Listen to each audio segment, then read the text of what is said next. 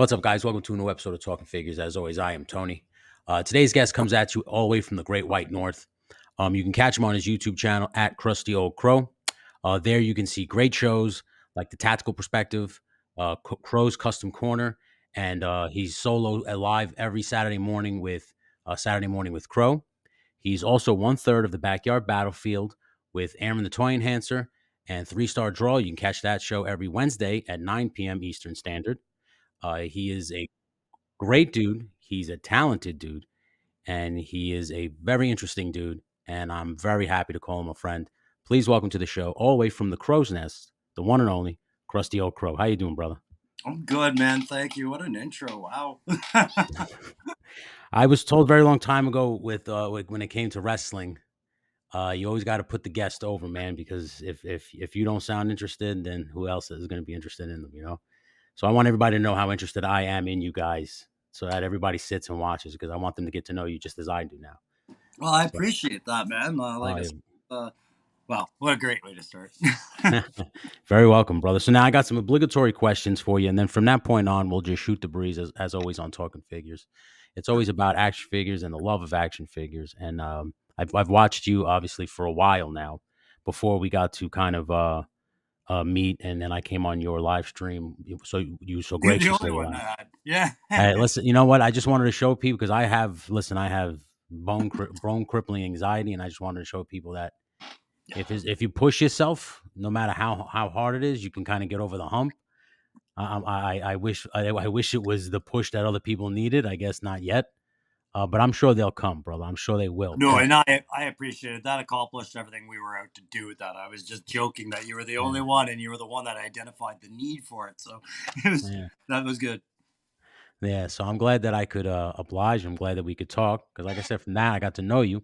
And as soon as I left that live stream, I wanted you on this podcast because I wanted to kind of get the deeper to know you and get to ask those questions that we didn't get to really talk about on the live stream. So that's why I wanted to come on here, me and you, one on one, and actually hatch that part out, like the more intimate details of why we got into collecting, what it does for us, and how it brought us to where we are now. We're both of us on YouTube channels similarly in terms of numbers and views. Because like I know, like I said, I'm a big fan of yours, and you have a lot of loyal fans. So that tune in to every one of your videos. So like I said, we'll talk about that. But before we get there, I want to start all the way to the beginning. And like I said, it's the question I ask everybody first when they come on this program is what started your collection and how far does it go back? Was it always G.I. Joe? Did it start with Marvel? As you've said many times before, you're an X-Men guy. So what was it? And what I mean by this question is not when your mom or your parentals bought you an action figure or anything. I'm talking about when you had money and it started to become a thing where you started to look on your shelves and notice, oh Okay. God, I got many action figures. Yeah. All right. So there was a first attempt, and this is my second attempt. So my first Okay. attempt was while I was collecting comics. In my first few years in the military, so it would have been around the 97 to 2000 era. Okay. Image had come out with Wetworks just prior to all of that, and the McFarlane line of figures at the time, based off the Image properties, I had started to buy a few of those and a couple of the original X-Men um, action figures. But right away, I was like, well, these Image ones are way better than these Marvel ones. So I Yeah. probably bought about 7 of those, and then I had to stop, got posted, didn't bother, and I didn't try again until classified now. But yeah, that All was right on, man. Okay, so now from that line, what was the first figure that when you grabbed, you like, I have to now start grabbing multiple of this line when you were back collecting back in the 90s? back in the 90s. It was the Wetworks It because was that Wetworks? team, yeah, it was, I think the artist was Will Sportatio. Okay. Another Portatio, yeah, I'm pretty sure it was a Will Portatio joint. And I loved the art that these guys were bringing over out of the mainstream comics into Image, which was then mainstream again. Yeah, But yeah. they were privatizing and flexing, and I was loving the art. And Wetworks was about a murder, basically a murder squad, like this empowered, invulnerable Wetworks team of assassin soldiers, right? So, Yeah. yeah. Right on, dude.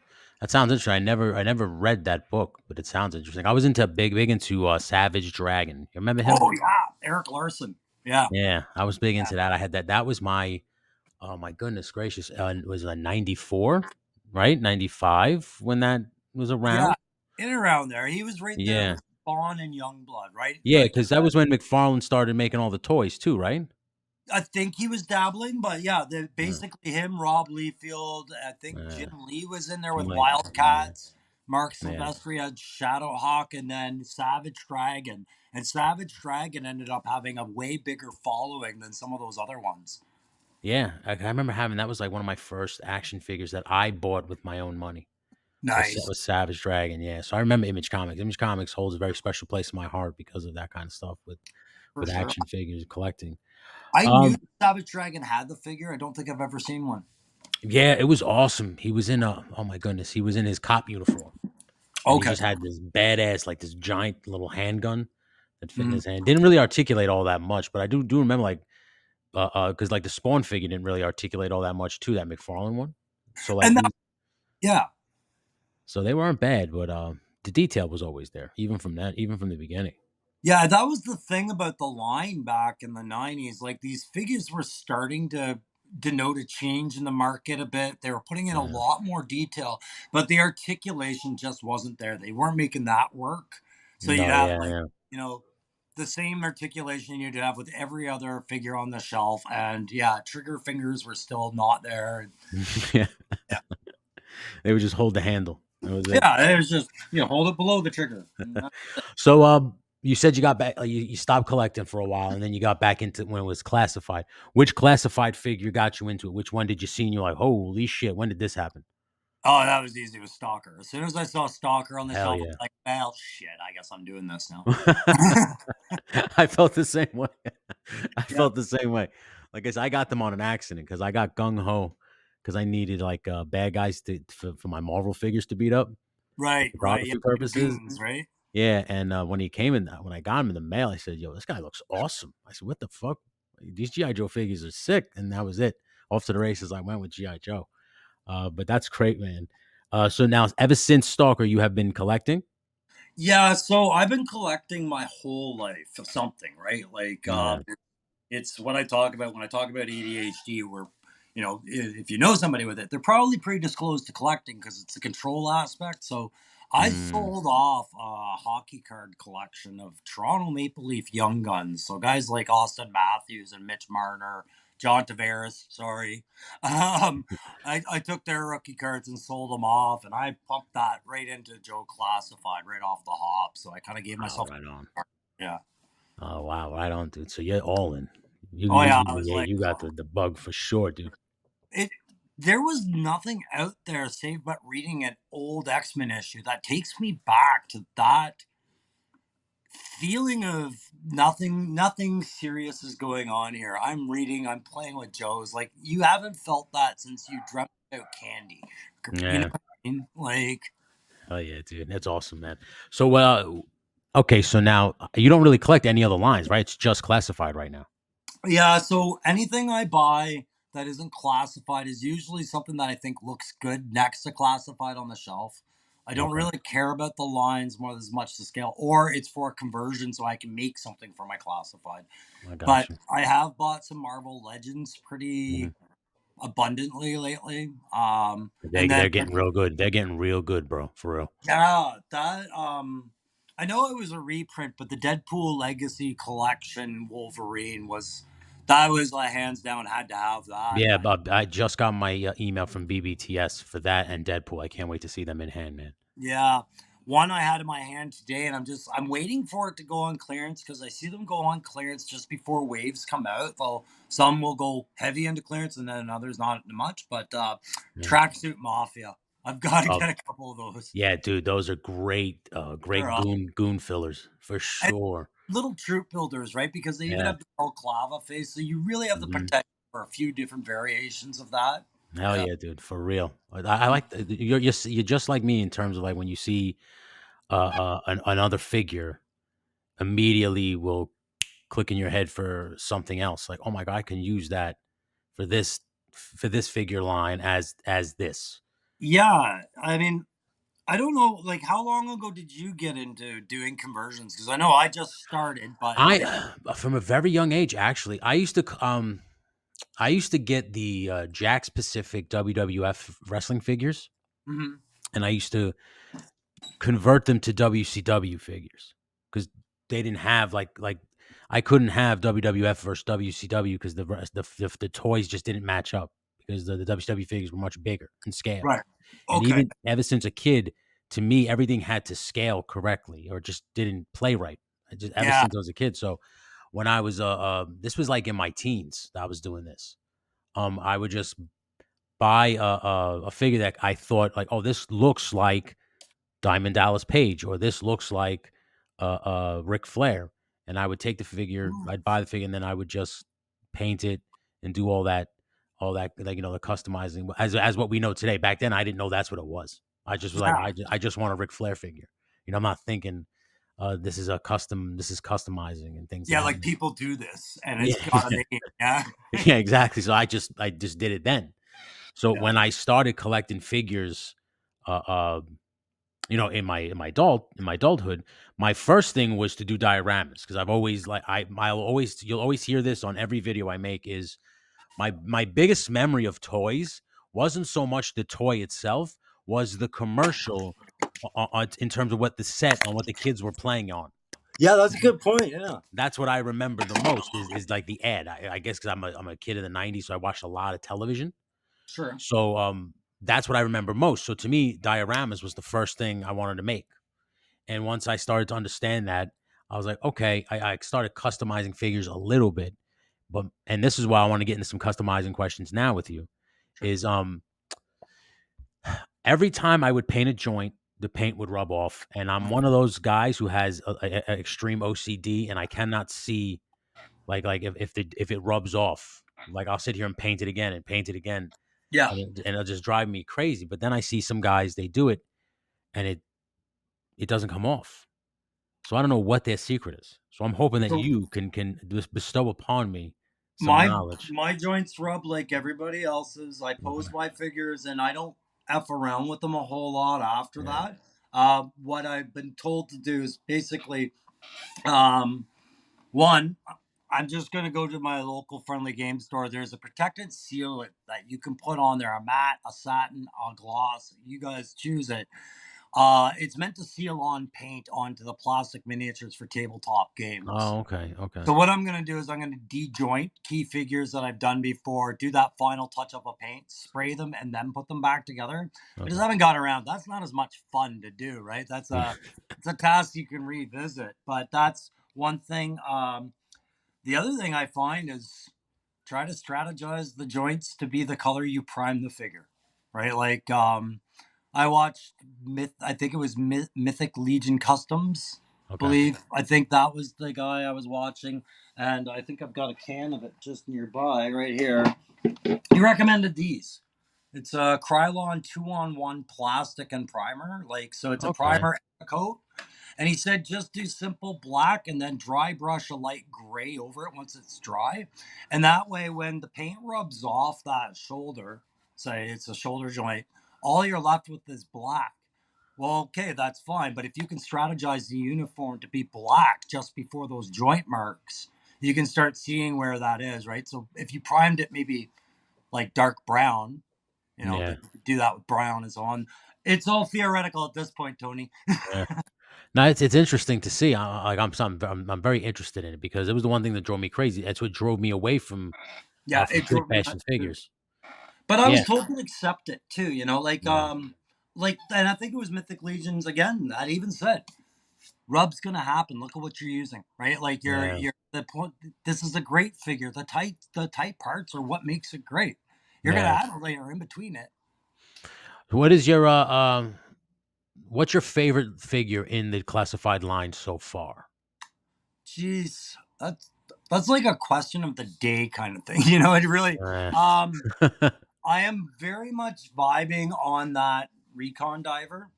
I yeah. think the Okay. potential, the more I see it, I do like the 60th anniversary soldier, but I am with the argument that everybody has like the kit was just a big kitty bag, and here you go, kids. right? Yeah, yeah. But I did figure out some stuff about that figure. Like those two to me were really Now, important to the line. now you said I heard you say it. I don't know if it was on the live stream or if it was on a video where you said that there's two more versions of that coming out. Well, if you look at the Joe anniversary line, there's four figures total. There's the Navy sailor, like recon diver, sorry, and the desert soldier, which we have. It's just usually it's just Army soldier, but Yeah. there's still the Marine and the pilot coming, Oh right? Like shit. it's a four every 10 years or something like that. They do it. Okay. Right Yeah, on. So I'm that's interested. the theory. I'm told, anyways, is still standing, but I haven't heard anything to say that we're not to expect those. Yeah. Yeah. I wish those weren't so pricey. Because I would have loved to army build with either one of them. Because like I think it was you. Listen, by the way, I wanted to say this to you now. Get this out the way. Your wetsuit custom was stunning. It was very Oh, good. thank you. I still haven't put the video out for that. I'm going. I told guys I would get my videos done today, and then I got sidetracked shopping for figs. Uh, But I'll do that tonight. But thanks very much.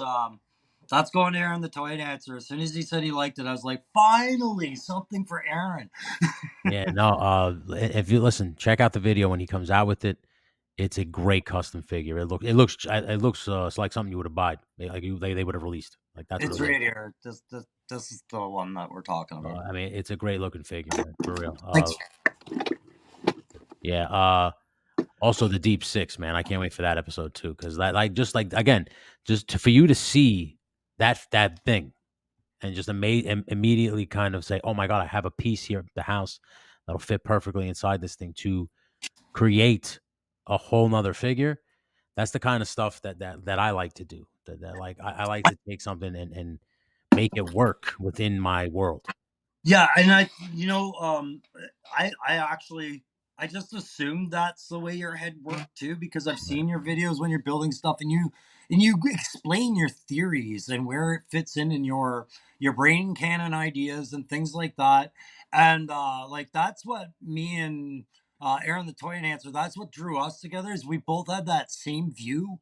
And we're Yeah. like, when you look at something, uh do you see this or do you see potential? And we're like, always potential. Everything has potential, For right? real. Yeah, for real. Yeah. Even like the smaller vehicles, sometimes I'll just think to myself, well, can I make that like a drone? Maybe it's an assault drone or 100%. something that they can remote control if they can't fit into it. Like I'm Yeah. always trying to make it work within the world. Even if even if I have no intentions of shooting with it, like I have no intention of ever using it. Yeah, exactly. It's just the way my head works. Yeah. There's some things I put out there. I'm like, I love this thing, but I just don't feel like putting it in front of a camera at all. Like, I just don't, right? Oh yeah, a few times. Yeah. Yeah. But I mean, yeah, it's a lot of fun. It's a big learning experience, and if we're like minded, it's really nice to see something that you made up in your head Yeah. fit into a collection somewhere. And that I always thought was one of the I thought the best job going is Lenny's job, because Lenny gets to do things, and Lenny I mean by the design team at Hasbro for Okay. the GI Joe classified line. Yeah, that's what I thought you meant. Yeah. Yeah. Lenny gets to do things like take a character that I would normally think absolutely ridiculous. And he gets to challenge some new up and comer artist or some new art understood artist and say, make that piece of crap look cool. Yeah. Right. Make it And somehow marketable. they do it. Yeah. Yeah. Like, so That's I brilliant. That's go a ahead. brilliant way. That's a brilliant way of looking at it. Because a lot of times people like I notice. I don't know. Sometimes people, from what I've seen on the internet, and that would be my next question to you because I want to ask you this. Mhm. Um, it's always either heads or tails with Hasbro. Like either people like it or they can't stand it. And I don't know if it's because of price points. Which listen, we can argue price points till we're blue in the face, and nothing's ever going to really change because we keep buying the toys. So it's like as long as you keep buying, they're not going to change nothing. In fact, it's going to keep going up because you keep buying everything that comes out. A lot of stuff sells out quickly, so Yeah. naturally they just it's just going to start going up in price. But um, I don't know why people hate on Hasbro, and I don't know why there is the way it is on the internet now. I don't want to get into the whole thing that happened recently Mhm. because that's already been done at nauseum.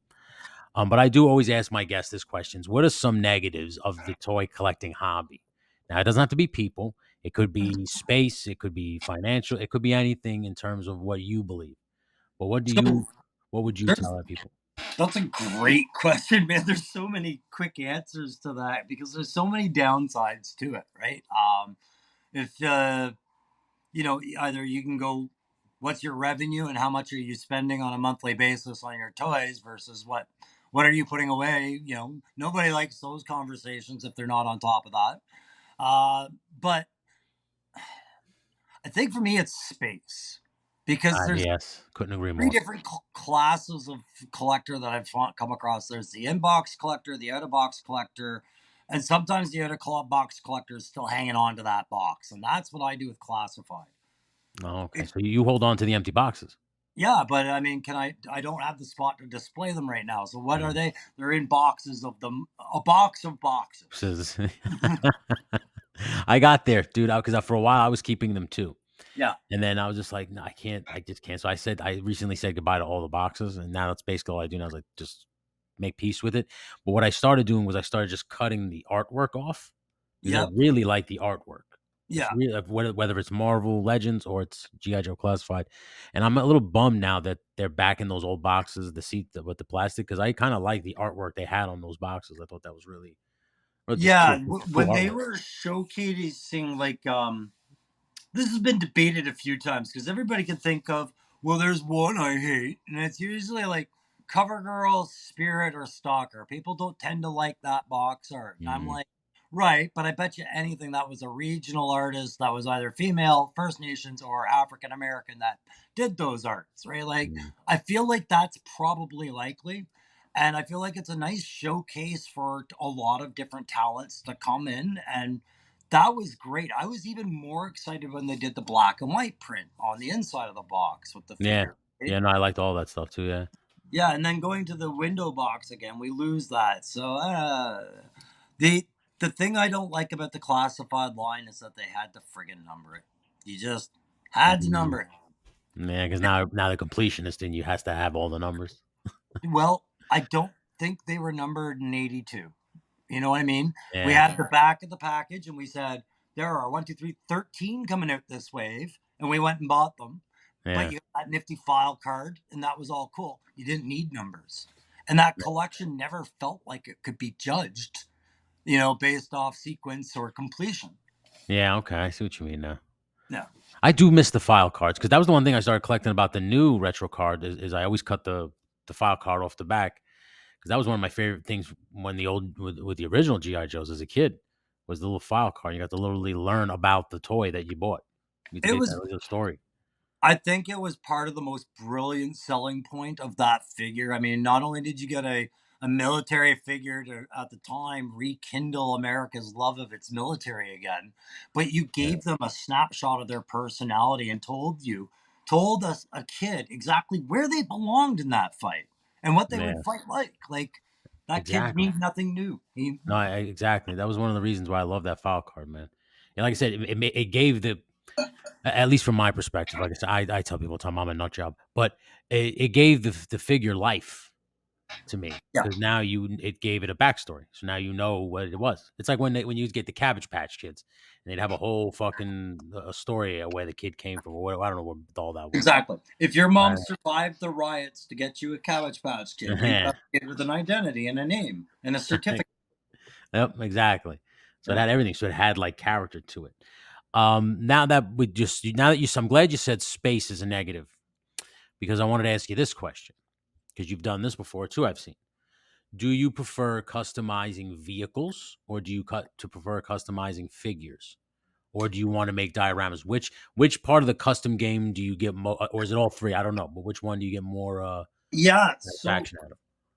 honestly, if I had all the space in the world, it would probably be all three at the same time because I am always working on those things. But I would love to devote more to the background stuff. Like shelf space is kind of where I want to find my niche at some point. Okay. Um, I am moving this year and getting my own 3D printers done up because I do want to build like nice walls and dioramas like that. Not because I want to sell them, but because everybody that collects a toy has to display them somewhere. And quite Um, honestly, I know some very intelligent, very passionate people that have the most boring shelf. yeah. You know what I mean? Like they're all line abreast. I think And each shelf should have its own story. Should be like a comic panel. if you're not the kind of person to do that, it's understand. But what if we gave you a nice platform? At least elevate them and diverse them, like Yeah, just these kind of ideas, right? And yeah. but yeah, I kind of enjoy all three, Tony. It really depends on what's going on. But Awesome, I man. have bitten off way more than I can chew before. Buddy, I will agree with that. I've done that multiple times, and you know what? In terms of like negatives for me, it's I always say it's space because I bounce around too much. Like there'll be a month where it's nothing but vehicles, and then I Yeah. have nowhere to put all these vehicles, and then all of a sudden it's just a month or two of just dioramas. So then I look around and I have dioramas everywhere, and then it's back to vehicles, and then it's a couple of figures, and then before I know it, I'm just like, holy shit, where am I going to put all this crap? Yeah, basically, I have the exact same problem. Yeah. I have Costco shelving down in the basement where Mhm. my collection sits. Everything's got a background for the most part. I think I have two more shelves I could put a background on, and then I gotta either buy another shelf or get rid of some backgrounds, right? So, Yeah, I'm almost considering saving up for a shed yeah, and yeah. becoming like a display thing for all my figures or so because right now I'm in the process of getting one shed to empty out my garage because I want to turn my garage into it. But in terms of like how much shit do I have? Is the garage enough? That's what I said to myself. Like where I'm like, do I want to need like another space? Like, or am I gonna have to get like a storage unit and start, Oh gosh. putting like I started getting nervous because and I'm getting to a point where it's like I can just sell some of this stuff off or like because I can't get that crazy where You I'm know, looking. man, and yeah, exactly. It's one of those things like you never thought this would be the problem, but this becomes the problem, right? You're proud of Yeah. this, but then where does it go? Like I said, my next place, I'm dedicating a whole room to a YouTube studio and I'm just Oh yeah. stacking up shelves because it's like I need to buy myself at least 2 years of content before that room's full. Yeah. You know, Oh like yeah. Yeah. I get it. yeah. I totally understand, man. That's what I'm trying to do. Like I want to turn the garage into like a toy garage Mm. with like a table in the center for dioramas, photography, the stop motion, play motion. And it'll just all be like a stage essentially, right in the middle of right in the middle of the room, with just shelving of all the figures, all the actors, if you want to call it that. Yeah, Just that's what they are. They're actors, right? yeah, Let's and not kid ourselves. exactly. Now, this is what I want to ask you. You said you got some Marvel Legends. Yeah. Do you see yourself skewing off into collecting a lot of Marvel Legends, or are you going to keep that at bay? Is there anything that's tickling your fancy in terms of Marvel Legends? So, there's the odd character like I'll always connect to. I know for a fact when I see an old man Logan and Hawkeye set, that's coming home with daddy. Um, right. But no, for the most part, I like them for how well they transition to a concept I'm working on. And Joe, like, you take hand ninjas, you repaint them. You can do your own Joe ninjas. Or you don't even have to Oh, repaint. yeah. If you don't want to, right? The Yeah. hand is. I like the shield agents. I like those troop builds that exist within Marvel. Mhm. But as far as collecting a team like the Avengers or the Fantastic Four, I have no desire for those. Comics, I don't know. To me, comics have always kind of been separate from toys. They're nice to have as a novelty, but if you were to try to put an entire comic collection on the shelf, Yeah. like a figure, I don't see an end to that. That's what happened with me. I started collecting Marvel Legends. That's where where this whole I don't know if you want to call it a sickness or an addiction, whatever you want to call it. Predilection, yeah, sure. Yeah. Uh, but it started with Marvel Legends, and I have like a legend in this room. And it started from one end of the room and it went all the way around to the end of the other side, which is right by the bathroom. Like, and this room is pretty big. And I just looked around. I could not believe how many Marvel Legends I had. And Yeah.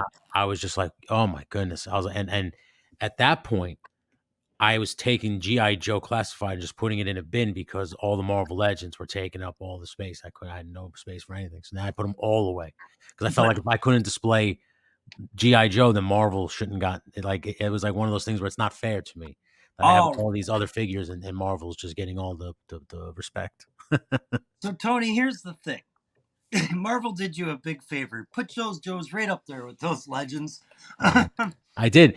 Now, it's because that, and but also, I'm glad you brought that up because out of that it became the genesis of my play motion, which was when I started to really get into crossing things over. Yeah. So that's when I started to see, oh, wait a minute, maybe Duke can work with Captain America, G.I. Joe and Captain America together. That's actually a pretty good squad. Yep. And then that's when I started to spurn out and my creativity hit. Oh yeah. Now, with you collecting some figures and you getting with a lot of classified and army building and building customs, are there plans to do anything more creative, whether it be play motion, stop motion photography? What's Um, I don't mind doing photography and things like that. It's just learning how to honor it with the right editing, and that's where I kind of struggle formatting. So unfortunately, I'm doing everything with a pair of like a tablet and a phone, okay? right? And Okay. my eyes, they used to be really good eyes, not so much anymore. So I need a bigger screen. Okay, So I I'm gonna got get you. myself set up for that. But yeah, there's always an interest in that sort of stuff. Definitely getting into some storytelling. I half of my shelf when I get my stuff, I really want to kind of depict end state, like my dystopian Joe shelf. Hell So yeah, I think everything is about storytelling once you get the ball rolling, right? Like I'm yeah, like you on that. So yeah, hell yeah. Well, listen, if it makes you feel any better, the phones are just as good as a camera as anything. So you can always use your phone to take good pictures, man. Just and you have a great imagination. Like I said, I've watched the tactical perspective. I've watched your custom corner. oh, I watched all the awesome comedic stuff you've done. So definitely got creativity, man. So I could definitely see you coming up with something, even if it's with the limited amount of things that you have, or you're bogged down by limitations. I think you'll be just fine, brother. For real. Like just we'll we'll get there. I yeah, appreciate that, man. Yeah, my channel is very rough. It's getting smoother. We're getting into the editing, but it's I never lied about it. I was honest. I never really cared that much. yeah. Um, Well, this is a yeah. perfect transition because this is my next question. Okay, perfect. So you've been collecting, you're in the GI Joe Classified, you start customizing. When is it that you decide to start the YouTube journey? What is the genesis of Crusty Old Crow on YouTube? Okay, so it's I after I bought Stalker, I bought a whole like a bunch more, and I built my fob diorama. We called it like forward operating base, Okay. uh, because like uh, it, people find it in my show. I'm ex-military, right? So Yeah. I bought it and built all that, and then I sent a video to my buddy Ed and a couple of other buddies from my squadron that I went overseas with, because they were nerds like me, like role playing games, comics, all that kind of stuff. Warhammer 40K with tabletop, they were into all that. And I wanted them to see this G.I. Joe classified line because I had talked to a couple of them about that. Like, did you play with it when you were a kid? It was awesome, right? Yeah. Okay. And then, yeah, just one thing led to another. Decided, well, that was kind of fun. Why not see how that does on YouTube? It did well, and that was it. Now, how did you hook up with Aaron the Toy Enhancer and 3 Star Draw? So Aaron, I came across one of his videos. We were both starting at almost pretty much the same time, but Yeah. he had so much more going for him, like with momentum. The flow was there, everything was there. But he was showing off dioramas that he had built for his Joe collection in his room. I can't remember which exact one, but this was right before he did his Zartan contest, like the layer that he did for Bobby Yeah, Wolf. that was really nice. It was gorgeous, wasn't it? Yeah, okay, for Um, real. so it was right when he was just getting ready to announce that contest, and I looked at everything he was doing. I'm like, this guy does what I do. He's really good, So I Yeah. started following him, and then he honored me by following me right back, and that we just got talking, and it's like two dudes that had the same upbringing, just like two completely opposite sides of the border. Yeah, for real. And then Yeah. that brought you to the backyard battlefield where it's the three EUs. It's you, Aaron the Toy Enhancer, and 3 Star Draw. Like I said, you can catch that every Wednesday at 9 p.m. Eastern Standard Time. You guys talk about all kinds of things. Now, what is to date your favorite custom My favorite custom, like that I've piece? done or that's Yeah, out there. yeah. Your favorite custom piece that you look back after you were done and was like, man, I nailed that one.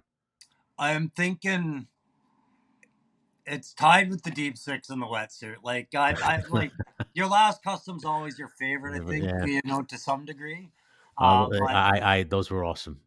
all it is, like, but man, we all know nothing we ever do is perfect. You know what I mean? Yeah, Like, I don't, but that to me was like, I don't care if I never get perfect. Just please show me some progress, like just yeah. a little bit at a time. And that to me was a sign of progress. That was all. That I couldn't agree more, bro. Like, when I first started, this channel, and I did freshly baked props was the first thing I put on this channel. I didn't Yeah, really I've have noticed that. yeah, I didn't have, like, this podcast and everything, um, and, even that, just, like, let's just say that alone, there's 25 episodes of freshly baked props right now currently on the channel.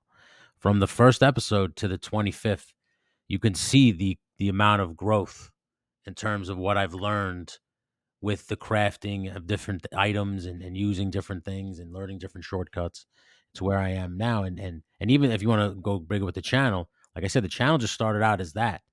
And I got to a point where I started to love this so much that I had to meet people and I had to talk to people. And now to see the genesis of what I be like, where this has gotten Yeah. is a major it's a major evolution, and I'm very proud of it. And like I said, like you just said, your favorite custom is the last one you made because when you go back to those first moments, you're like, "Oh my god, this sucks." And now you're to a point because you know all the shortcuts now. You know all the paint jobs that you need to do. You know all the things that need to be done.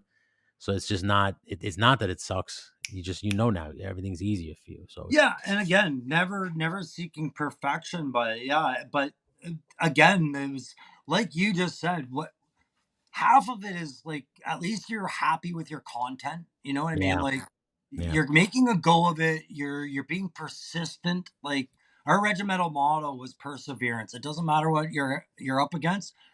Persevere through it because if you don't, it's not your problem anyways. You're not around, right? So, mm, um, but talking to others, I think was the biggest thing I learned I wanted out of the channel. It wasn't a want to grow because you want to grow and have a big channel. That had nothing to do with it. It was please help me connect the dots so I can have these very interesting conversations with these other people because they're interesting, yeah. right? That's Yeah, exactly the same thing I mean, couldn't have said that better myself.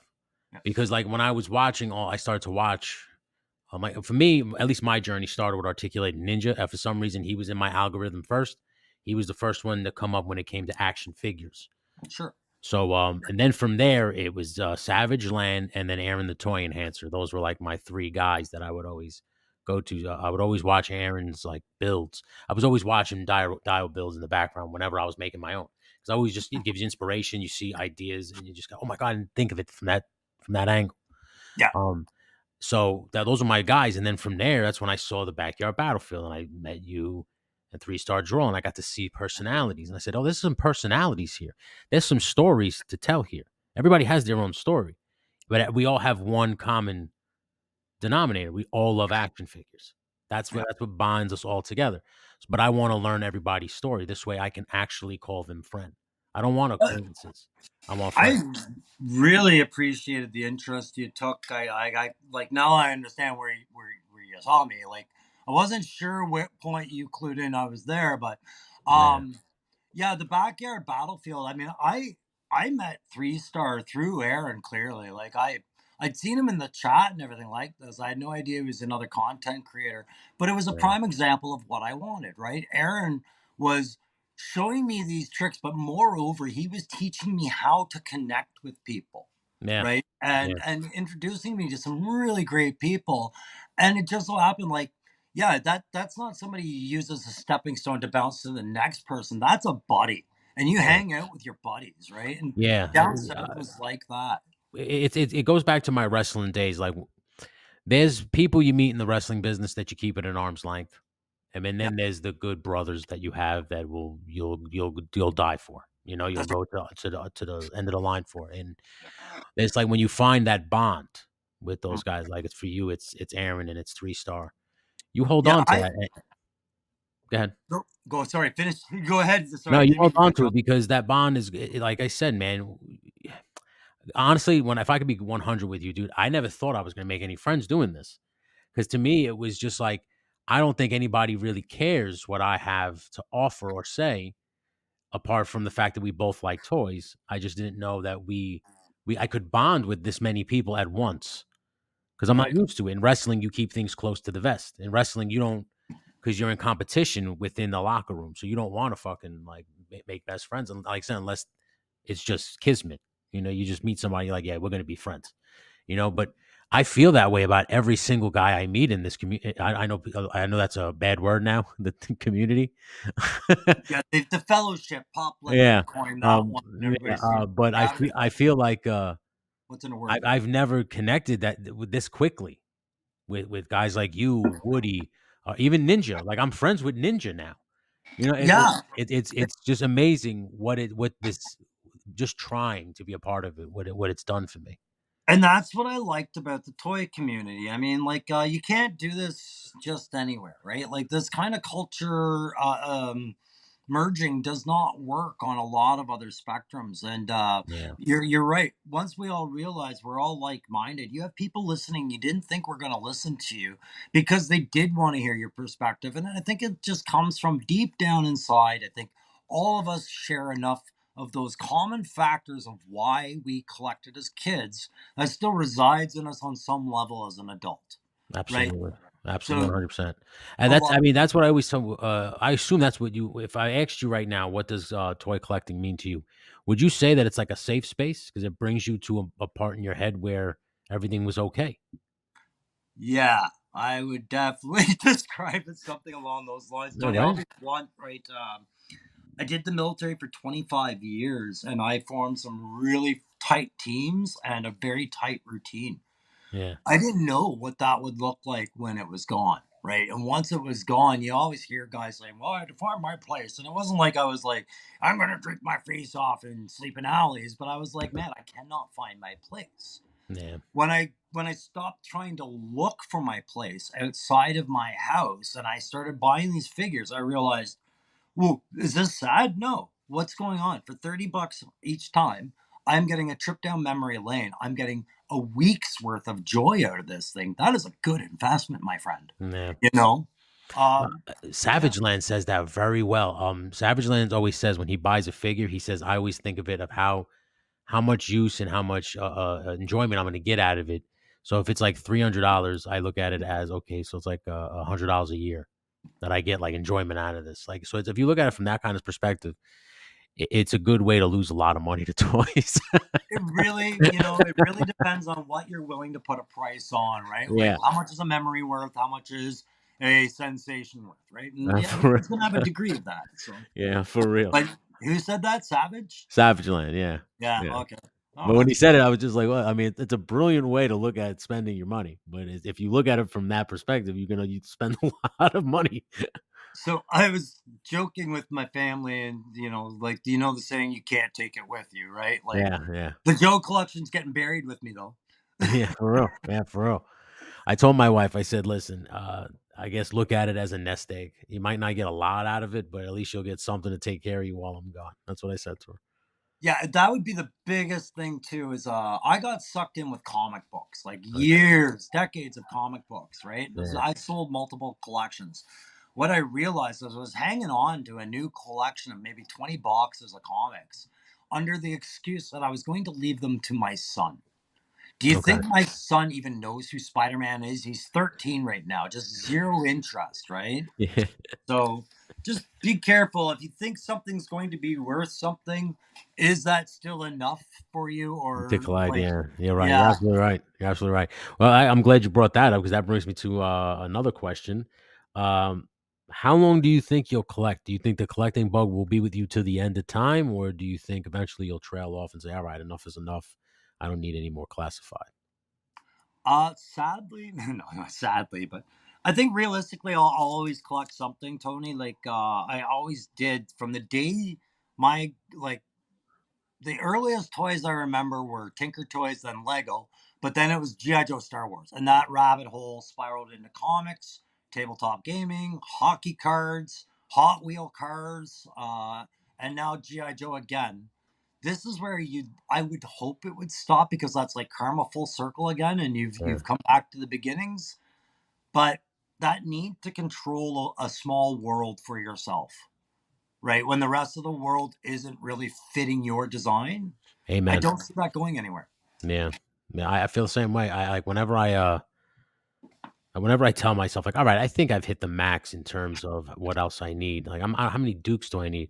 They come out with the retro Duke, and I'm like, well, like, I mean, I need this guy. And same thing with Marvel. Like, I thought I was done with Marvel Legends, brother. I thought I was done, and then they just kind of floored me with like the new head sculpts, like the 3D. They're so detailed now and so well painted. I'm like, all right, well, let me just, start with this guy, and then now I'm back in, all in on Marvel again. It's Yeah, ridiculous. yeah, and I don't know. I think we're coming back to the inbox collector is starting to identify that maybe he's not getting the most out of his collection these days. Yeah. I've noticed a lot more guys that were inbox collectors. Since this fellowship or whatever word you want for it has started. Like if you look at Same Time Toys, I don't know if you subscribe to him, I am. Shane. Yeah, I'm Yeah, definitely, yeah. he's been taking his stuff out of the boxes, and I've been wanting to ask him, okay, do you regret it? No Mm, or yes, right? Because if you're not even thinking about it, it means you're not regretting it, right? Like, yeah, it's very true. right? And I just, yeah, I I the think only that thing is that the only thing that worries me sometimes when it comes to, opening it up for the sake of opening it up for a video is you seriously gotta consider what it means to open that up. Now, if it's been in the box for years and years and years, is the reason you kept it in the box, so just leave it in the box. Don't open it because you wanna make a video or anything like that. So if that's what he's doing, I hope, like you said, I hope he doesn't regret it in the long run where he just said, "I had a bunch of packaged things and I just opened it up for the sake of making a video."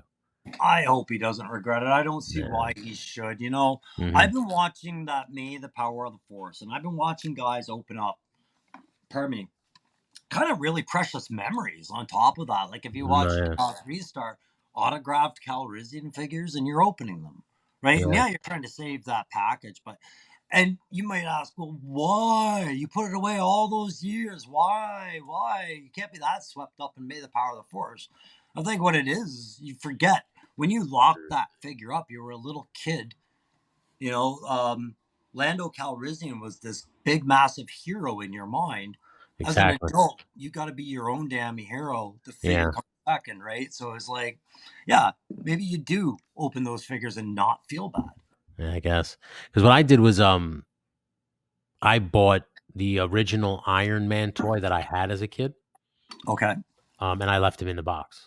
So I have that just so, like, you know, when I go back and look at that compared to the same exact Iron Man that they made of that version, it was from the Mm. 1995 cartoon. I think it was called the Modular Armor, if anybody's wondering. But um, it just to see how far the toy has come for starters, but just to see like when I was a kid how simple that toy was, but how much enjoyment I had gotten out of it. Like they don't articulate nowhere as near as much as the ones that do now, but Hmm. then I was able to make that work. Whatever Yeah. was there, I made it work, and that's like I said, just takes me to a simpler time, man. And that's why I always leave that in the box because whenever I hold that box, it just immediately Yeah. takes me back to that moment as a kid. I would never question somebody who had a reason to leave it in the box. Yeah, The guys I'm talking about are the ones that keep saying, "Well, I wish I could take it out of the box, but it's going to be worth something." And it says, "Okay, so are you selling that? yeah, And do you think you're getting full cost when you sell that? Or are you going to get that marginal one third, 2/3 cost kind of oh yeah, breakdown?" for sure. Yeah, for you sure. know, and yeah, I think it's just one of those cruel ironies of collecting. Like things in boxes have to be worth more. Yeah. You get it with cards, you get it with I could get it with Hot Wheel cars, even in comics. You can get them read to you online, but a toy's supposed to be fondled and played with, man.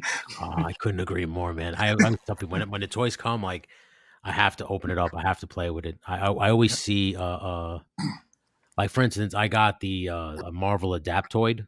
The Okay, yeah, I saw that. Yeah, the green. yeah, yeah, and I immediately was like, oh man, I want to pull the Avengers all out of the bin and make them fight this guy. Like that's immediately what I thought of to play. I didn't think to keep it in the box and slide it on the shelf. I, nothing against inbox collectors. I have no disrespect to any of them, but they drove me crazy as a kid and as an adult because, like, you don't want to play with that thing. Like, what are you doing? It always Yeah, used to drive me crazy. he's got 16 points of articulation. Prove it. Yeah, exactly. Take me out of the box and show me. Damn it. As far as I'm Exactly. concerned, he has zero right now. You have a mannequin, sir. For real, man. Yeah. No, you're. So, what are you working on now? Is it just the dollhouse, or do you have any aspirations Uh, of working on something else? so right now, yeah, I'm trying to do like a pit-esque thing out of this big wooden dollars. I got some free lumber at Arona today because one of them was stained, and I was like, I don't care, I'm going to cut it. So $40 piece of wood, got it for free. I was like, nice. Hell yeah, dude. I'm working on a boat for Night Force, a boat for Tiger Force. Trying to finish my drones and pack rats, and just winging it after that. I am working on. Sorry, I gotta keep reminding him. Grievance, one of my guys that won the 350 contest. I'm working on his Punisher stuff, but I because he wanted to do like we were talking about. Frank Castle as a member of the Crimson Guard, That's crazy. That's an right? So interesting I take. yeah, so I pulled out one of my Crimson Guard. I pulled it apart. I was getting that ready for him. Managed to find a new one today for $25. So I've lost nothing now. Now, now let But me we're ask you. going Let me ask you about that. Can I ask you a couple questions about that custom right now? sure, 100%. Are you going to use a Marvel Legends Punisher head, or are you just gonna make like your own version? Well, so I have not decided yet until after Joe Fest. There's two things I'm going Okay. to be doing at Joe Fest that are relevant to that. Like I have some nice surprises for Grievance as to kind of what I'm putting into it. As far as you didn't see it coming, cool. Yeah. But the head was a concern because I want to give him a John Barenthal Netflix head, but I also want him to have the traditional comic head as well. So I wanted to give him choices. Yeah. Now I do have my friend Loki Wartooth who, can print me whatever, and I will be seeing him at Joe Fest. And I know he's going to be bringing me the skull vest that I need and some other goodies we won't talk about. Yeah. Hell yeah. But I'm just going to go with whichever one feels like the best one that really captures the figure, and everything else I just whatever. There are other If options. you Yes. if you need a Barenthal head, I have one I can send to you. Well, I mean, if it comes down to it, man, but Let me know. Let me know if it comes down to it. Let me know. yeah, I appreciate that, Tony. Yeah. I'm like most people too. It's like always let me try and hunt first because you Yeah. know what I mean. Like that thrill of the hunt sometimes Totally takes you understand. to really great places, right? Like Yeah. No. Yeah. Like when nothing feels better when you find something in the wild. I wanted to ask you this because this is something Aaron and I keep repeating every now and then. Sure. But do you find you don't always have a plan when you like the 100% plan when you start a custom, like say a vehicle? You're like, I've got 80% solution. Let's go, right? But for the And most part, yeah. For the most part, well, usually what I do is like I'll look at a vehicle or like a diorama or whatever it is I'm going to be building, and I immediately try to see the finished product first. yeah, So I try to see what I want. Do I want it to be pristine or do I want it to be battle damaged? Do I want it to uh where is it going to be? Who's housing this? Is it a military bunker? Is it a goon base? Is it the X-Men base? Is it a bat cave? What is it? So that all depends on what it is. But I yeah, never have a full plan when I start. So it's right, not like a blueprint. Oh, this is how I'm going to do it, and this is how it's going to look. I just start kind of picturing it and then building it from there. All right, so this is what I want here. This is what I want here. This is what I want here, and yeah. then I go from there. And You just nailed what Aaron had said too. When you go break it down into components and where you want them, and you're putting that puzzle together, like I know what my end state picture has to look like, what the finished product looks like. I know what I'm yeah. beginning with. Here's the puzzle pieces. Yeah, that's good. I can do that. So Right? like for instance, I built an office for Kingpin Yeah, for a shot, and originally I was going to build a whole diorama, but instead I made a hardwood floor, like a big hardwood floor out of popsicle sticks, and out of popsicle sticks, and I stained it with varnish and shellac, so it was very very glossy. good. Nice. Yeah, and then I made a small desk out of balsa wood for him, and then I just got a giant television. I put it in front of a giant television, Well, and that's I put an office, like, window landscape in the window at night, and then just made the room dark, and then, like I said, I used a little lamp to light Kingpin, then I put some small lights around, so it was like they were in a dark office, and he was yelling at 2 of his guards, so it's just like, all I needed was the floor. Do you see what happened? Like, originally, I was gonna yeah. build a diorama, and then I'm just staring at my TV, and I'm realizing the way the TV is set up, I'm like, "Wait a minute, I can just build a floor in front of this TV, and the TV can be the background." That's right. And sometimes, so like I asked you that because it's very similar to how Aaron and I have described it. And I'm sure there's other people that think this way, and I'm just not thinking of them to mention them. But Yeah, oh, yeah, it's um, plenty. sometimes the piece you're working on is going to dictate what it's going to do to you. It's going to Yeah, tell you, yeah, I want to be this way. Like, look at me. I have to be this way, right? And you're like, yeah. yep, that's the way you're going to be. I'm not getting a choice. It's very true too. Because when I looked at the floor, I started like, "Oh my god, this floor is so good." And the TV idea was such a good idea that from that point on, I had made a bunch of just that, where it was just the floor. So to me, I didn't need to make walls. I was going to make walls, and in my final head, it had walls. It had everything that matched with this hardwood floor. But Right. when the floor matched the TV so good, I just nixed the walls because I didn't need Yeah. them anymore, and I just used the TV. And then I made Doctor Strange's Sanctum Sanctorum, right? I did a museum with Black Cat and Spider Man. I did the Kingpin office shot, and I think I did one more, and that was all just because I saw a hardwood floor in my head in all these shots. So I didn't see Hmm. walls. I just saw a hardwood floor in my head, and then I said, "Oh, uh, Gwen, not Gwen, whatever her fucking name is, Black Cat stealing something." Oh, Felicia Hardy. Alicia Harris. So then what I did was, instead of making walls, I made uh like a museum exhibit, and the exhibit was like weapons, and of like of whatchamacallit, of the past. And then there was like a jewel that like a king had, and that's what she was stealing. And that's what I made. So I went to the Dollar Tree, and I found those little like those little things you can put flowers in. It's like a little Like a like bell roll. jar. Yeah. Yeah. And they just interlock. I bought a bunch of those. I put helmets. I put swords on racks. I put spears on racks.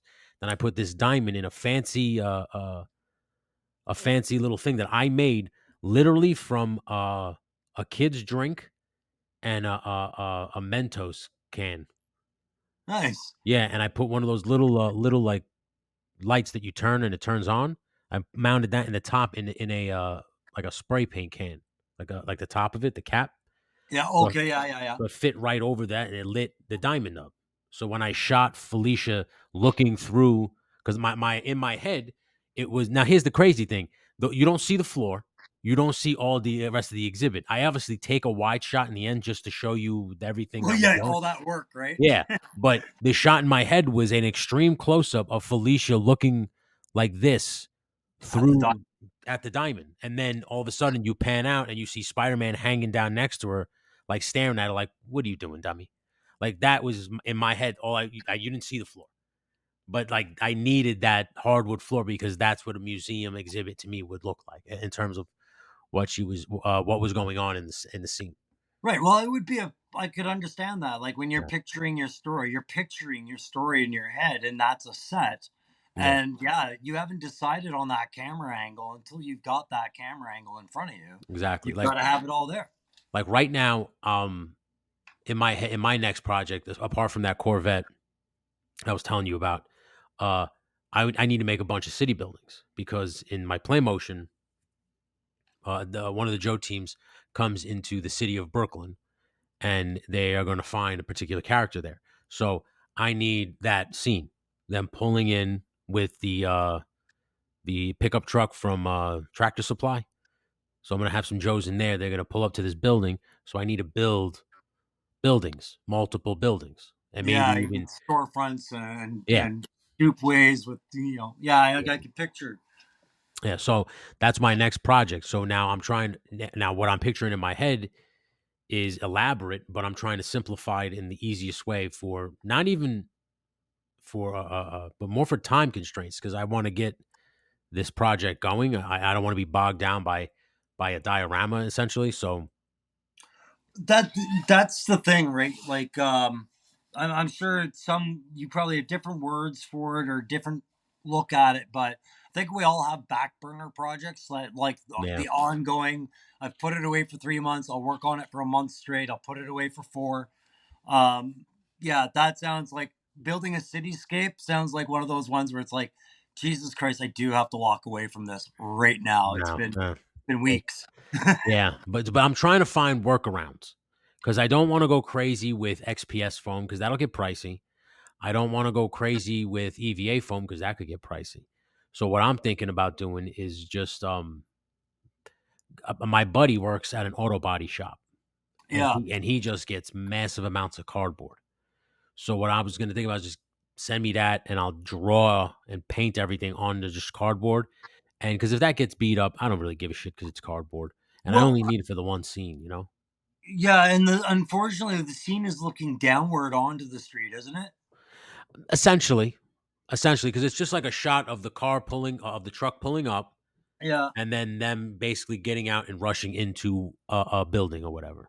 So the nice part is you can build it smaller and just use angle tricks. Like instead of doing a straight street, you could do an L street, Yeah, right? And so you've got your exactly. corner where Buddy is, and then when you need to shoot that way, you move this street, flip it around, and then it's that street, and you do Yeah. those kind of tricks. But yeah, I can see the puzzle, man. Like that's a big project, but it's so necessary. You can feel it, right? Like it's Yeah, no, and I'm such a do it. psycho that it has to be practical. Like I want it to look right while being practical within like I want the car to actually pull up and I want it all look right because like I said, I'm just very particular. And I was even looking into the extreme sets because I mean I've used those before. They're not bad, but The wrestling ones? the building ones. They have building ones, Oh, okay. but they don't scale as correctly as they say they do. That's one of the Yeah. reasons why I don't fuck with them. I'd rather scale it myself. But like I said, I don't want to go down a route where it's expensive and I don't have room for anything. So I'm trying to like be smart about it. Whereas maybe the corner store will be made of out of XPS foam, but like the rest of the buildings will be cardboard. So I'll tell you one of the most cost efficient ways, and you've seen me plug it 1,000 times in different ways. Um, Go to used goods stores, man, like the thrift stores. Yeah, Go right to that kids aisle and see what broken toys. Sometimes they're not even broken, but toys are there. Um, this is skateboarding steps that I got for like $1, right? Perfect for diorama yeah, stuff, right? Like, those are beautiful. Yeah, um, but when you come to storefronts, what you'll come across is a lot of modern doll houses yeah. for things like I'm just citing an example like Monster High. I don't know if that's the one, but some of them will do like shop windows, just storefronts. And if you can get those at a discount rate, prime them and repaint them, then you're getting a cost effective. Then you can do the cardboard behind them, right, and That's things like brilliant. that. No, Yeah. that's brilliant. I'm trying to find. I discovered a place in Jersey called Value Village. I think you've. That's where I go. I took a job there part time when I left the army for something to do, and I hated it, so I didn't stay. But Yeah. yeah, that's exactly what I'm talking about. Yeah, Value Village. there's a place in Jersey, that's Valley Village that I've gone to, and I found a bunch of cars there. So I plan on taking another trip there to look for doll houses and things of that could resemble a dollhouse. This was today's Value Village.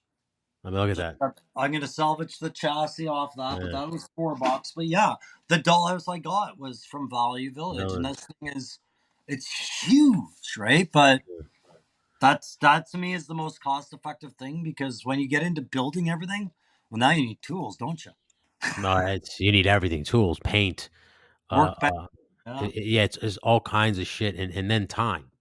Which is a lot of time. time people don't really tell you about. It's the time to make all this stuff. This is why I understand why some people just go the route of extreme sets or just a TV background, because to build all this diorama stuff, it's a lot. It's a lot because it takes a lot out of your wallet, then it takes up a lot in space, and then it's just a lot in supplies to do stuff. Like you need a lot of different stuff to make a diorama work, especially buildings. Why I know is because buildings have pipes outside, they have fire escapes. They have molding and siding. They have all kinds of Yeah. stuff that you have to accommodate for. Those textured papers you can get to do brick or sidewalk, those aren't cheap if you're Those aren't really known. Yeah, using no. that stuff. Like, there is no cheap hobby supply besides what you can find at the dollar store. Anything after that, Mm, yeah. that's you're paying for it. As you're very, very right, man. Very, very right. But listen, it's one of those hobbies where I don't care. You know, like I'm like, because to me, when I see the finished result, it's like it was worth all that time, all that effort, all that money. So you're a little kid sitting at the Christmas tree and you get your favorite figure, but your parents can build you a vehicle. Where was that character going to fight? It was couch cushions, it was friggin' boxes, it was whatever your imagination could make. So the Man, idea of building things to go with your collection, it's synonymous, man. It's instinctual. hell yeah. Like for instance, and I told Woody this. I have such an ambition to do a legitimately 1/12 scale Castle Grayskull made out of actual cement, out of concrete and like things like that.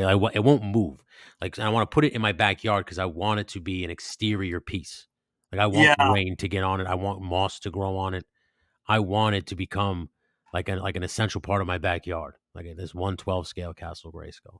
I hear you, brother. I could picture that already. I was gonna say, like, you're just across the lake from me. Well, if you go to Kingston area, across the border, like right between Ottawa and Toronto, is city I know well. Kingston limestone. They have so much limestone over there. The Castle Gray Skull. It's limestone is that flat, scaled rock Yeah. that Hell, is, okay. and you can stack it really well. I was Yeah. like Castle Gray style limestone would never fall. Oh man, I Hey, would do that shit for sure. you think Woody's gonna watch this? For sure. Okay. Yeah. Woody, this is what I was talking about. Is this the one you needed to tell me? He I watched him talking about his predilection for the Marvel retro card, these Okay. things. Yeah, yeah. And I'm sure he said he was missing the Phoenix with the green card. And I saw this today. So I Uh, know we won't be yeah, doing this part I'm sure till later. he'll leave a comment if that's the one for sure. Yeah, good. Because I'm hoping to get that to If him. it's But one thing it's one thing I'm very proud of is that Woody watches all these talking figures. and that's what I was going to say to you too. Like, you got Woody on camera talking and got an interview with them. And we had been waiting with it, like, we got to get Woody live. And all of a sudden he shows up on Legend Series. I'm like, yes, he perfect, right? Yeah. I never, why were we saying go live? Let him sit and relax. And man, what a great That was the podcast it thing too, was. because he hit me up and he asked. He said, "Is this gonna be live?" I said, "Absolutely not. It's pre-recorded, man." I said, "I just want one-on-one." I said, "My Yeah. thing was in um because I have in a couple weeks I'm gonna have Punk with toys on here too." All right. And Oh, okay. yeah, and Punk asked too. He said, "Is it live?" And I said, "No, because I don't want the chat to become a focal point of the episode. I want it to be one-on-one, me and you. I want to talk to you. I don't really want to have to stop you in the middle of a story or stop you in the middle of making a point to shout out the people in the chat. No offense to people in the chat, but I feel like they're gonna watch this because they want to get to know you anyway. No, and that's fair. If you're there for the sidebar chats, I mean, in like some shows, it's fine to be there Yeah. for the sidebar chat and And everything like besides, like that. I said, I go live Sunday, you go live Wednesday. So if they want to see us live, those are the days they can catch you live Saturday and Wednesday, and they can catch And me live Sunday. yeah, and I mean, like, I think you're doing your perspective on it. Coincidentally enough, is what I understand Lauren's perspective of it as well. Yeah. Right? There's a goal, there's an intent, and there's an end state for this episode. It's not to talk about toys per se. It's about to talk about a person. Like he Yeah. does that with his Thursdays with a friend, and he Yeah. always has to remind people, like, "Hey guys, it's about the person, not the toy line." Right? Like, I can Exactly. understand it. Yeah. And you also got to always worry about, not to say that it's ever happened on my channel, thank God, but you're just a dickhead coming in and starting issues. I don't need that bullshit, you know. 'Cause like I said, to me, I just want you to be you're the guest. The spotlight is on you. It's not on. I wish I could have brought you a toy crustacean. But Yeah, for no, real, man, no, that's awesome. I appreciate all you guys and all the kind words, especially yesterday on the backyard battlefield. All the stuff that you guys said at the end of the stream about me and about my stream. I thank you Yeah, very much, man. For real. Yeah, you haven't done your Macho Man for me yet, Yeah. man, and I'm loving that thing, man. Now I put pressure on you, right? Yeah, please. It's one of those things. I yell at my wife all the time because the day I did it, I always tell her that's for you. That's not for everybody else. That's just for you. And then, but like, she's like, they need to see it, because it's. I never thought it was good, but she kept saying it was good. And then Oh, to hear all you guys corroborate what she was saying. you tell her I say thank you for sharing that with us because when you started doing that, Tony, there was little Ryan sitting down in his grandma's basement, and I just wanted to get up and start screaming, Ricky the Dragon Steamboat, Jake the Snake Roberts, oh, Macho Man, you suck! You Man, it was one of those. I guess I love wrestling. It was one of those. He was one of those guys that in my head I will never forget. Macho Man Randy Savage. He just he he captured me from the moment I could. Like my earliest memories of pro wrestling was WrestleMania 4 when he won the title at Trump Plaza and the Mega Powers formed. So that was right. my earliest memory of pro wrestling, and then from that point on, I was all in on Savage and all his promos with Hogan, and then when obviously he turned on Hogan and he goes heel, and then those promos really I was hooked. Like, Yeah, it's a. Do you remember the Shawn Michaels super kick? oh, of course, dude, yeah. Yeah, I used like to the do I used to Eddie do it when I was a Carousel. wrestler, man. I loved that era. Like I really did. I was a Saturday morning wrestling fanatic, Hell and yeah, like you had said before, stop telling me it's fake. I know. yeah, It's fun. This yeah. is my A team moment I here, man, right? if I could tell you how many times I've had to explain to people, like, the best way to explain wrestling is, you just pick up a book and you say, "You see how this book works?" And they say, "Yeah." I'll say, "It's got a beginning, middle, and end, right?" And they say, "Yeah." There's a story to it, right? And they go, "Yeah." It's a good guy and a bad guy, right? Yeah. Antagonist, protagonist. They go, "Yeah." Well, that's pro wrestling, Jack. Yeah. That's all it is, man. It's that favorite book of yours. It's just two guys in colorful tights rolling around on a mat for the enjoyment of drunk people. That's usually And all. That's all wrestling is, man. really it's like you can't be a fan of wrestling and then go look at somebody who plays like Dungeons and Dragons or something and go, you're a nerd because it's Yeah. role playing one way or the other, bro. Anyway, Like and in anything, in any facet though, because even like sports, like, how many times somebody has said to me, wrestling is stupid, but then they have every single baseball jersey on of the players that they love, and they go to every single baseball game, and they play baseball. And so it's like, if I'm doing the same thing, it's just wrestling. yeah, a It's the passion same is thing. a You're just a passion. baseball nerd. Everybody Yeah, has their own passions. That's what it always is, man. Just yeah, like when I used to tell people like fantasy football, like people would play fantasy football, but then they would talk shit about people who play Dungeons and Dragons, and I'm like, you do realize that's literally the same fucking thing, right? yeah. Like It's stop while you're ahead. it's literally you know, you're picking a team of players to go up against another team of players. They're not actually, but you're acting like you're the owner of this team and stuff like that. It's literally the same thing, man. You're just and telling. your reality is stronger than mine. Yeah, exactly, for real. You know. Yeah. But yeah, I No. listen. My favorite era, and like I said, he's a gentleman from your neck of the woods. Was Bret the Hitman Hart Oh yeah. when he was rocking out as the champion? He was one of the main guys that made me want to get into the wrestling business because he made it look so easy. Like I had never Yeah. seen Right wrestling up to done the so screw job. smoothly. Yeah. Oh well, the Montreal Screwjob will always go down in history as one of the greatest moments of pro wrestling because it spurned off the Attitude Era. Yeah. So talking about the Hart Foundation, the Hart Yeah, yeah, family, big Calgary presence. Like Alberta love the Harts, right? I yeah, yeah. love Alberta. I consider Alberta my real home, even though I was born in Ontario. But yeah, Okay. um, that was the one thing I found. Like even more when you get agitated if somebody was like, "Wrestling's not real. It's stupid." I'm like, remember what happened to Owen Hart, and I was like, there is the perfect synopsis of your reality, what people will go to entertain you, Hmm. and then how quickly you forget it and insult the entire art sometimes by just saying that it's ignorant, I mean, you know? there's so many crazy moments in pro wrestling. Apart, listen, Owen Hart was one of the most tragic moments that I've ever But been not the through, only one. but Chris not the only one. Benoit, Oh yeah, Benoit was bad.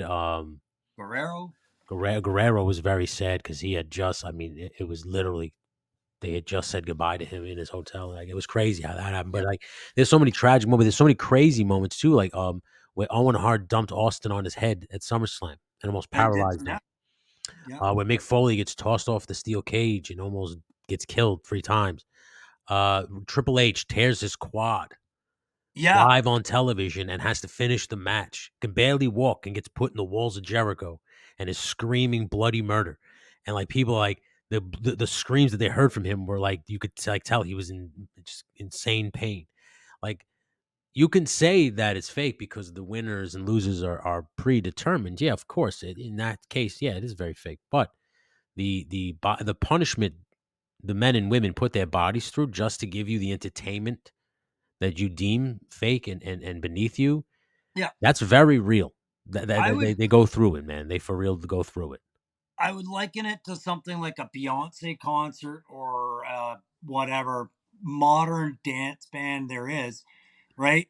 Odds are she's lip syncing, but look at that choreography. You think that wasn't rehearsed. You think that didn't take professionals to make happen. Yeah, You'll notice if it goes wrong, yeah. right? Like And same the with thing too, wrestling. it's like people don't understand that the wrestlers they go through like mini car crashes Yeah, because they're bumping and that mad hurts. It's literally metal beams with plywood and about a half to 3/4 of an inch thick mat. It all depends on how much money the promotion has. yeah. That's how thick the mat's gonna be. And if the mat is too thick, that's a lot of people don't understand. If the mat is too thick, then you sink into it and you can break your ankles. So the mat can't be thick. So your body has to form that callus and Yeah. hit like, it hurts. It does hurt. Like I said, I've done it. And I did it in a short time. I didn't do very long, Oh, um, you got to be a special kind of dedicated to this, right? but Like you yeah, know it's that level doesn't change. It's something that you have to love because you're gonna put your body and your mind through a lot of hell. Yeah, So, and I mean, if you ever wanted to know if you could make it in wrestling, um, just look up, go to your back deck or go to your garage. Maybe put a piece of cardboard down, a couple layers of cardboard, and just do break falls for an hour. that's it. Just Just flop on your backwards. back. Oh, they were the worst, man. Like, and you know what the You, funniest thing is? I always tell people is the bumping part is the easiest. Like your body gets used to falling on the mat real quick.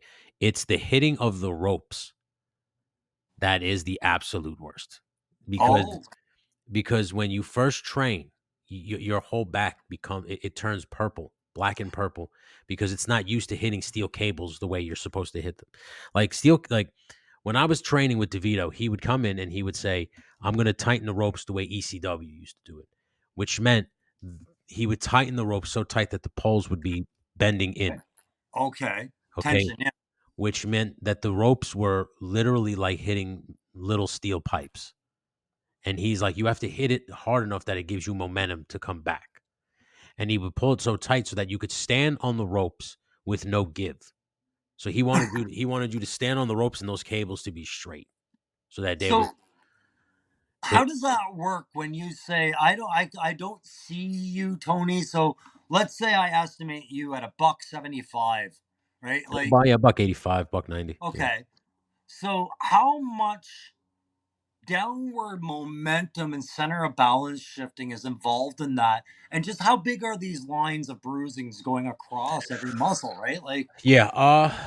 So it's about a foot apart the ropes, yeah, and you'll literally get it across like right across the swall of your back, which right before your ass, and you'll yeah, get it right under your because the way you're supposed to hit the ropes is you reach out and grab it first because just in case the cable breaks, which has happened, sure.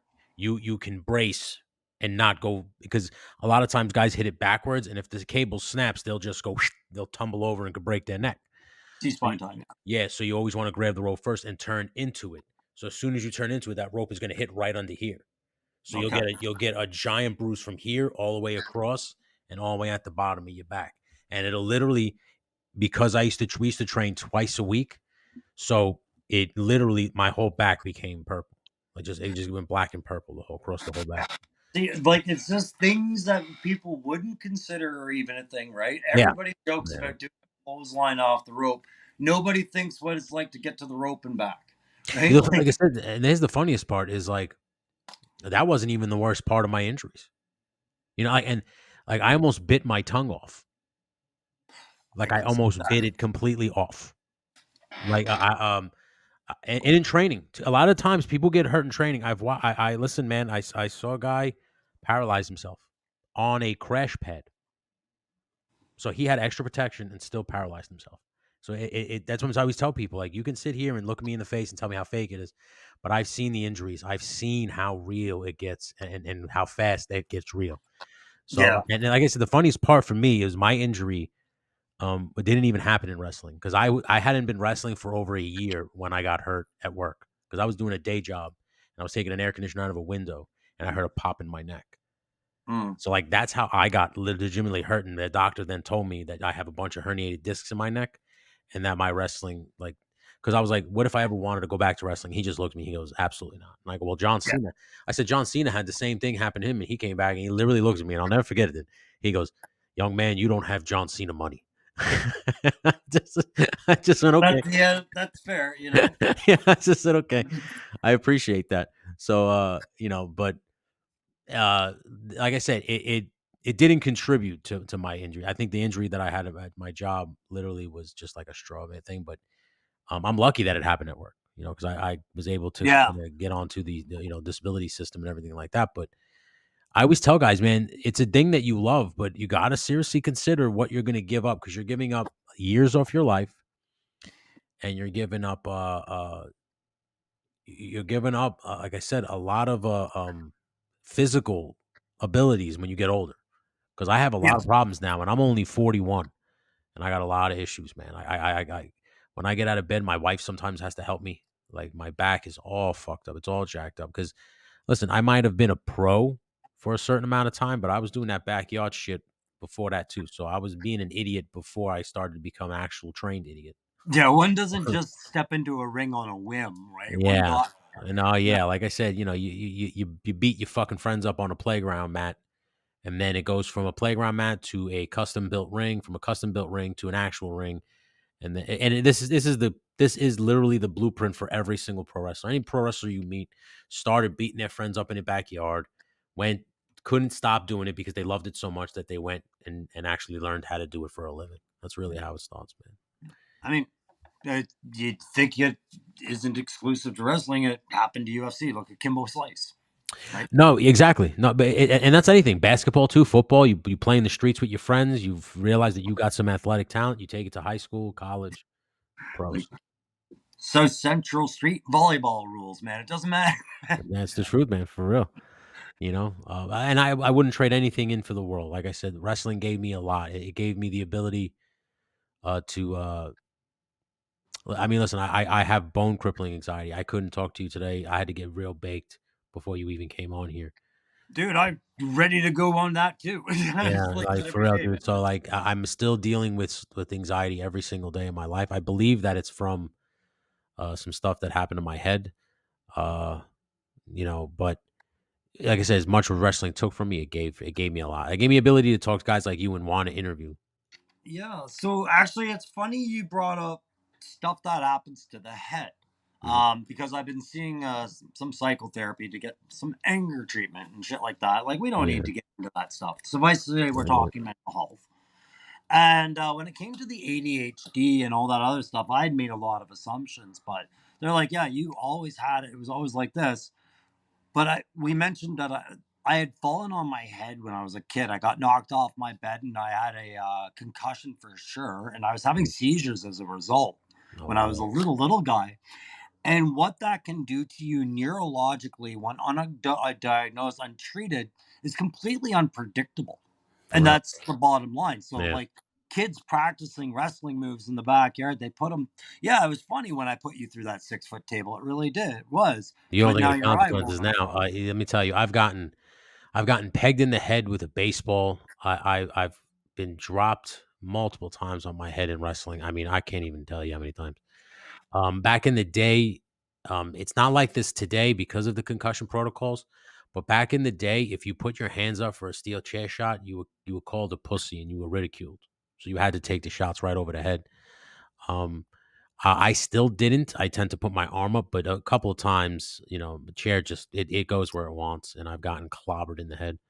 What a Um, dangerous culture to cheer against that, eh? yeah, oh yeah. I've so many things have been hit over my head that my, Mhm. my head just don't work the same. It was like I said, and it's the funny thing too is I had an anxiety and like a social anxiety problem for years, ever since I was a kid.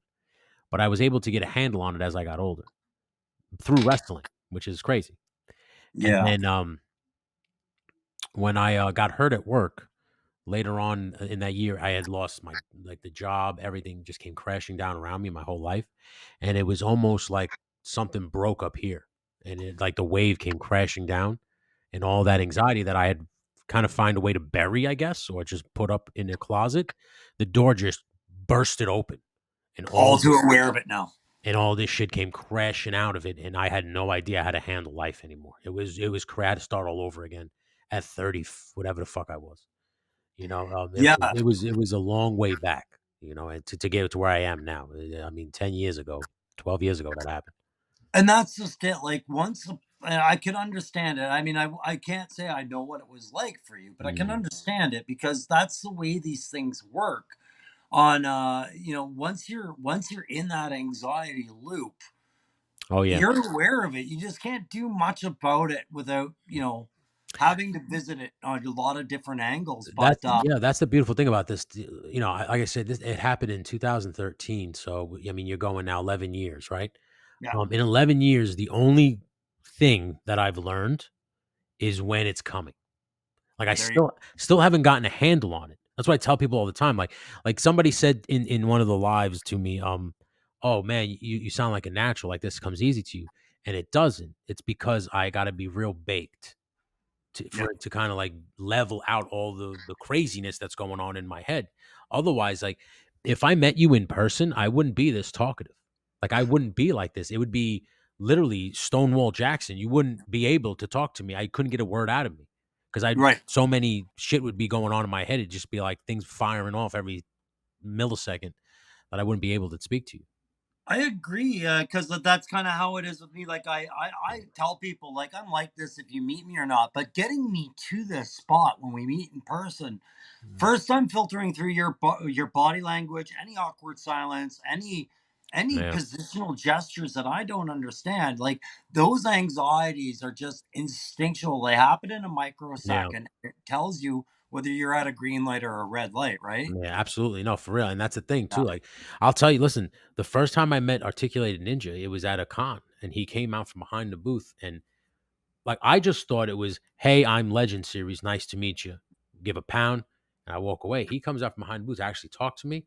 Brother, when I tell you my brain shut down, it just, like, cause all of a sudden anxiety kicked in. Cause now this guy who, listen, I'll be the first. I don't worship or I don't like idolize. I'm a grown man, so I'm not gonna idolize another grown man. But No, he's a big deal to me. Like he's the guy who got me started on this journey. So for him to come out and start to try to talk to me, my brain went into overload. Like I didn't know what to say. I was freaking out.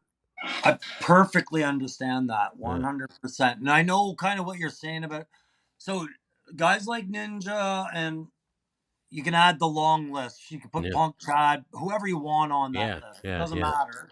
You know, it's not that you're idolizing these people.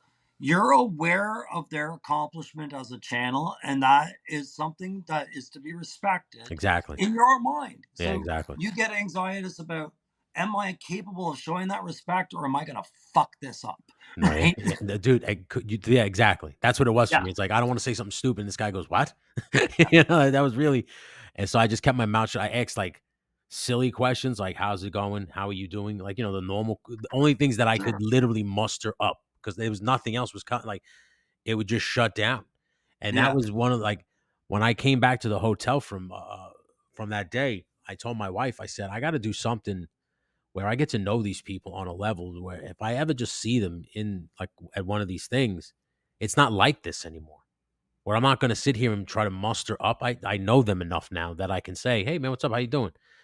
So that was really where I started talking figures was because I wanted to meet a bunch of people so that because I knew at some point we would all somehow cross paths, whether Yeah. it's at a con or something.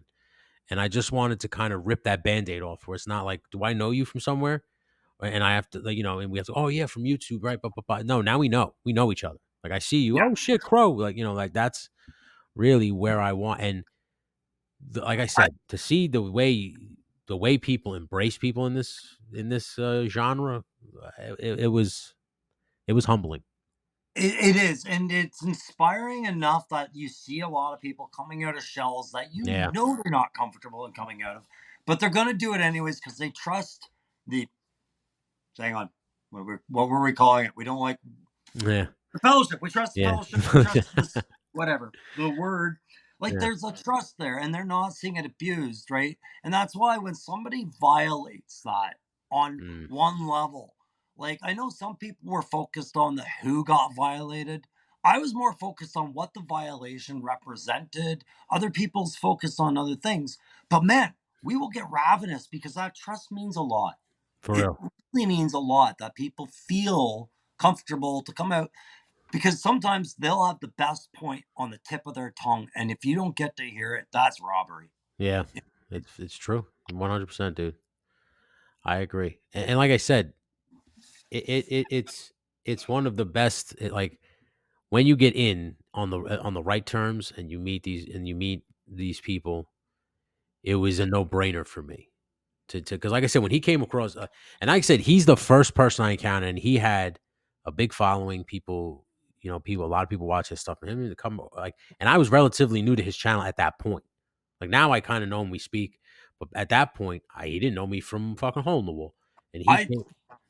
I think he's only vaguely aware of who I am through Aaron, same way Yeah, as everybody else, right? But yeah, I could understand that, and good that you're now at that point, right? Like yeah, if you hadn't have said anything to him, you would have never gotten to that point. exactly. And you know what the funny thing is I went back the next day because it was a 2 day, it was ZoloCon, so I think it was a 2 day or 3 day thing.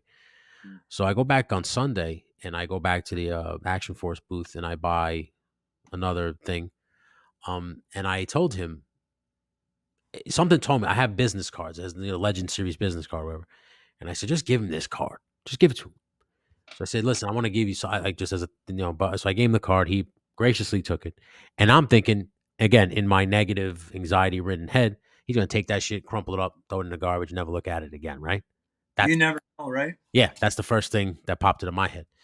Fast forward a couple months later, he comes on a live stream and he pulls out that card and he says, I leave it right here in front of my screen. I look at it whenever I need to feel better because this guy was such a good. And I was just like, warm me up, right? It just is like, motherfucker, you son of a bitch, you got me.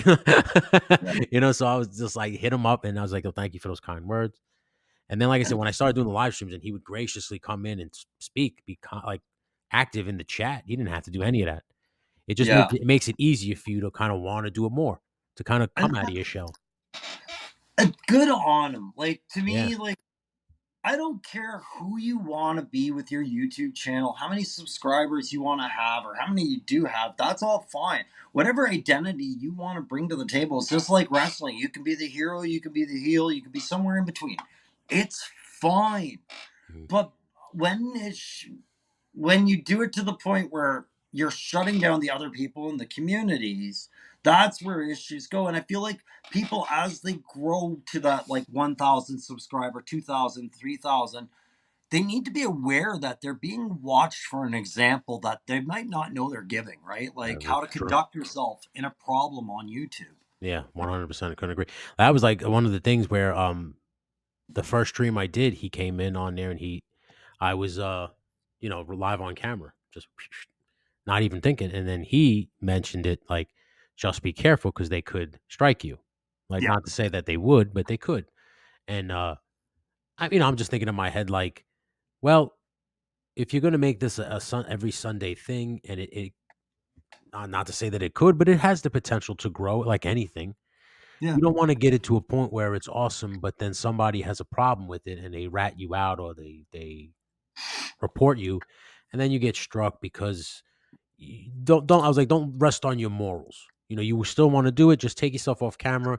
The chat will still continue, and as long as you stay around and talk and you can always come back on camera. So that's what I started to do. And like I said, I took it as a great constructive criticism. I appreciated Absolutely. that he was honest with me because I needed to hear it. I needed to hear from somebody with a much bigger following than I do.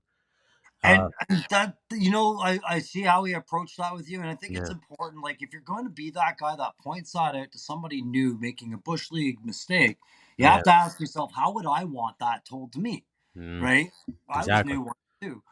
It came up with Punk with Toys when a couple of guys in the chat were unknowingly, they weren't aware just how much it was noticeable by the host, but they were talking about their own channel, kind of plugging their own channel, right, in Yeah, the chat, which, you know, I don't know if you watched that episode, but Punk had to be kind of summacious with it. He had to be like, hey, guys, you got to stop, right? I don't think he was over the top, but he did kind of, I almost say bark, like a quick bark, like it's cut that out. But he went on to explain himself, and that was the important part. It was like, okay, everybody get over the shock that your host identified you. All right. yeah, Listen to the message for a second, because if you allow it, there's a good reason why. Don't do that, right? yeah, And it has a lot to do with respect, time and place, focus of discussion, intent of the show, right? And yeah. it's not about being a dick to you, Yeah, you no, know? and that's another thing too. You sometimes you have to kind of like bark or kind of like get stern because Yeah, those little things could spurn out of control real quick. yeah. You know, so that's I good that he nipped that in the butt. Yeah, and that was one of those things where I was like, okay, listen, that's a guy who's doing his show his way Mhm. because he's in his comfort zones, and you took him out of his comfort zones. Now, did he answer for that, and was he apologetic? Absolutely. I just don't think necessarily he had to be, Yeah, right? yeah, Like, you explained and you were polite after everybody else. Ask them how they would have reacted to that on theirs. You yeah, know, for like, real. first reactions aren't always great, right? So Yeah, no, yeah, for real, for real. Well, Crusty Old Crow, this has been an absolute amazing episode, man. Thank you so much for coming on here and talking to me. Uh, listen, you had a great story. You know, you're an ex-military man, which, by the way, thank you for your service. You have done amazing custom work within the customizing community. I'll say the word. I don't give a shit what anybody thinks. Uh, you you are great in the toy community. I see you in all the chats, being lively, making friends, giving great perspective. I love the tactical perspective. I love the battle plan series that you did. You have great, like I said, you have great customers. So if anybody's looking to catch this young man, I don't give a fuck. You're you're a young so man. funny. um, you can catch him at Crusty Old Crow on YouTube, and you'll see all his great stuff, all his videos, and on every Wednesday, 9 p.m. Eastern. I know they tend to switch off, so sometimes it's on his channel, sometimes it's on Three Star Draw, and sometimes it's on Aaron the Toy Enhancer. So follow all three of them, and that is Yeah. where you'll see the backyard battlefield. We Um, stagger it with Sevens Wild, which is 3-star draw, and his cousin Pop Blender. So yeah, we yeah. we stagger those. So, but All right. thank you for mentioning those. Oh no, absolutely yes. I also catch that too. Catch Three Star and Pop Blender. Catch Pop Blender's new show that's coming out every Tuesday with Matthew Matherson, right? Or Oh yeah, Matthew you did Matherson. an interview with Matt yet, or No, but they're on my short list. They're yeah, on my yeah. short list. Next week I will have Three Star Draw on here. So we'll be doing a one on one, me and three Star. So I'm excited for that. Right. And then I'm excited for Punk with Toys, and then I'm building to a one on one with Ninja. So I'm excited for all the stuff that's coming. I'm even reaching out to a couple of stop motion people. The episode that comes out tomorrow is with a stop motion guy. This would obviously be a week from it when it aired, so that would be out for about a week. It's with Spider Boy 16. He's one of my favorite stop motion guys. Um, if you've already saw that episode, like I said, it came out last Friday. Give Spider Boy a subscribe and check out his stuff. He's really Absolutely. awesome. He Crow, like I said, he does one of the most concise and consistent Marvel storylines I've ever seen with toys. It's I really love Marvel story arcs, yeah, and I will absolutely take that yeah. recommendation. Check it out. Storytelling on YouTube's fun, man. Yeah. So, uh, this has been Talking Figures for Crusty Old Crow. For myself, Tony, Legend Series. Until Thank you next so much. time, everybody, keep on playing. Thanks very much, guys.